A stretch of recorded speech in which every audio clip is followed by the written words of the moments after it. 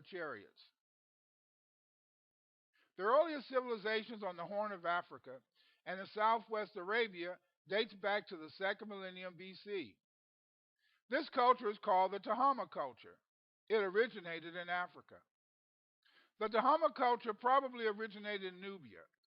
It is characterized by the cheesecake or pillbox burial monuments which extend from Darfur in Nubia all the way to the sites of Maine and Tahama in Saudi Arabia. Here we have megalithic monuments from Tahama, and it was a very extensive site that shows considerable length of habitation by the people. Ethiopia has a long history of civilizations and empires beginning with Punt. They also had a highly developed system of government led by kings and queens, like the rest of Africa, as indicated by the statues from Hualti. The Ethiopians ruled in Ethiopia and Saudi Arabia. Queen Makeda had a residence near Axum, but the main capital of Arwe was located along the southern end of the Arabian shores of the Red Sea in a district called Asabi, or Saba, which meant in the Tigrina language of the time, the southern lands. The first writing created by the Puntites was the Sabaean writing. The earliest inscriptions written in the script were found at Hualti, Ethiopia. These inscriptions are over 3,000 years old. In addition to finding Tahama artifacts that are analogous to C group culture items, we also find that the symbols found in the ancient Semitic writing systems are based on the signs used in the Thinite writing. Here you can see a comparison of Sabaean script and the Thinite script below it. If you look carefully at the Sabaean signs and the Thinite inscriptions, you will see that they are quite similar. In fact, they are the same. Sabaean inscriptions date back to the Diamite kingdom of Ethiopia. The Diamite kingdom dates to around 700 to 300 BC.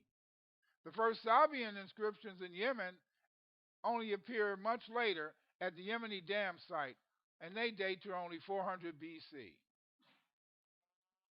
We also find, in a sense, that many of the inscriptions that these people left are also included in the South Arabian inscriptions. The Ethiopians took writing to South Arabia and later India. Both the Amutic and Ethiopic signs are derived from the Sabaean writing. The South Arabian scripts are also related to the Thinite inscriptions. Here you can see a picture of the Thamutic script, or the South Arabian script. If you look carefully at these signs, you will also note that the South Arabian signs are also related to the Thamite signs, which are posted below.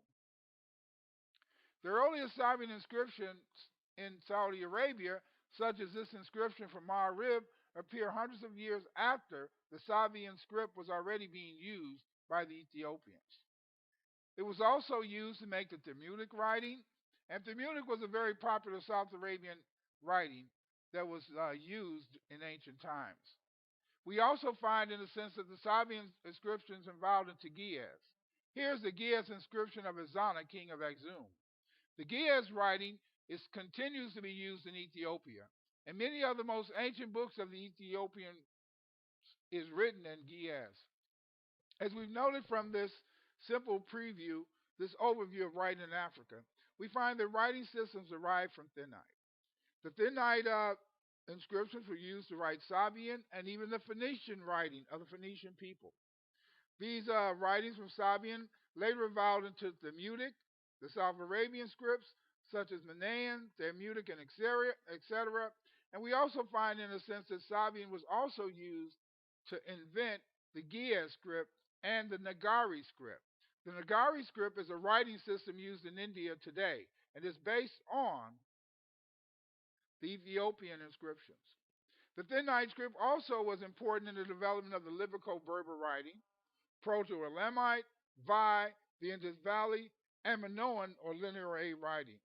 In general, we see that ancient writing systems developed in Africa.